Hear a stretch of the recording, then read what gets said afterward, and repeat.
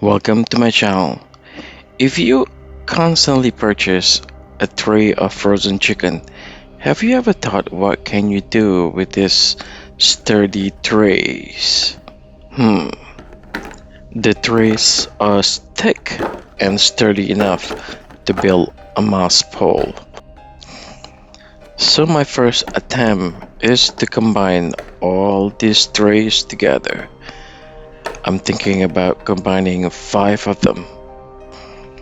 The first step is to chop the edge of every trays and later to punch holes and connect them with zip ties. By chopping the edge of each trays, it will create a new space for you to insert the moss mix. Since the plastic is sturdy enough, it will be able to handle a large amount of moss in it. So let's repeat the process for the rest of the trays. To punch holes on each trays, I use a soldering iron. First, I will punch 2 holes in the middle of the 2 trays that are overlapped together. To secure 2 trays together, I use a zip tie.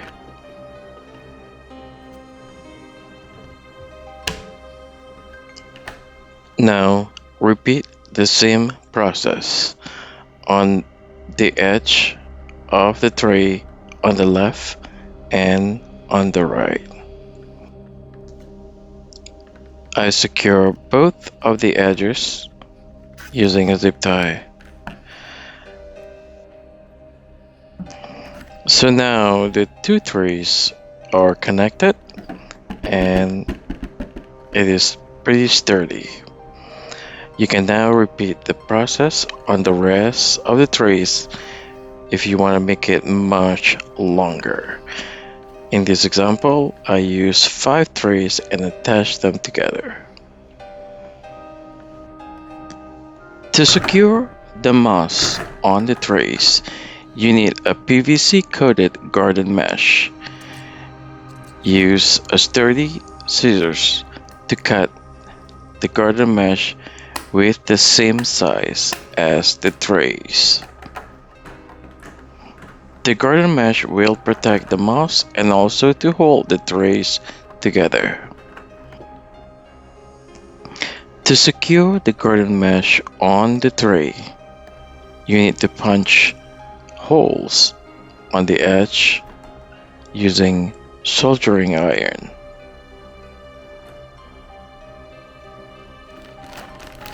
For the medium on these trays, I use a special orchid mix, a large size perlites, and some damp sphagnum moss. I apply the damp moss first on the tray to avoid any falling of the moss particles. Then I pour the special orchid mix and then redecorate it with the large size perlites. I manually mix them together to create some looks on it, and this is how it looks like on the long 5-foot trays. I love the color combination of the brown orchid bark, horticultural charcoal, and large perlites. To secure the mix, I lay down the previously cut garden mesh and secure it with zip ties inside the hole that was punched earlier with soldering iron. Repeat the same process, secure all the loose ends, and now the moss pole is completed.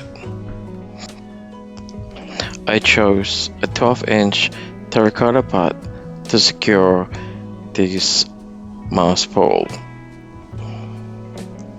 I do not use any rods to to hold the back of the trays, but it is advisable for you to put it against a wall to stabilize it. Since the garden mesh is very sturdy, it will not tilt forward, but I would advise you to secure it on the wall. I decided to decorate the mouse ball using a variety of photos, including mandala photos, neon photos, and global green photos. I hope these plants will actually climb until the top of the mouse pole. Check out the comparison between the original mouse pole that I built with garden mesh versus the one with the trays.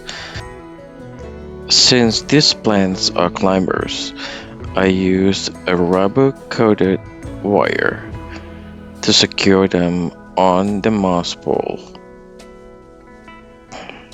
I hope this video can benefit your own DIY project, and please let me know in the comments below if you have any question, suggestion, or concern about this video. Please like and subscribe to my channel to see more plant related videos. Have a good day.